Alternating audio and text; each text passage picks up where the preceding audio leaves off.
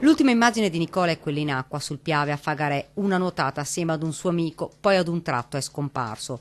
Qualcuno l'ha visto arrancare ed ha allertato immediatamente i soccorsi. Sono partite così le lunghe ore di speranza e paura che non hanno mai lasciato i suoi amici, rimasti lì sulla riva a guardare quel fiume che lo ha trascinato via. Angoscia Marghera a casa dei genitori del 24enne che in un attimo sono piombati in un incubo senza fine. Nicola era arrivato sulle rive del Piave sabato sera per una festa in Golena, birra, musica, fuochi e divertimento. Poi la mattina il caldo ed il sole ha invitato i ragazzi a fare una nuotata. Il tuffo e poi il dramma che si è consumato in un attimo. Il 24enne è entrato in acqua con un suo amico. Quando quest'ultimo è tornato a riva si è accorto che Nicola non era più con lui. Una quindicina i vigili del fuoco sul posto. Continuiamo le ricerche iniziate ieri.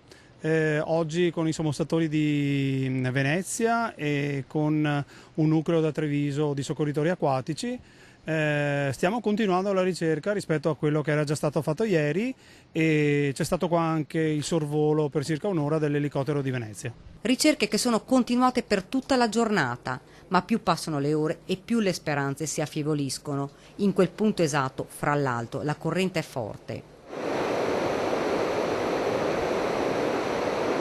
Le ricerche sono abbastanza difficili per il semplice motivo che c'è una forte corrente, soprattutto dove la persona scomparsa si presume si sia gettata.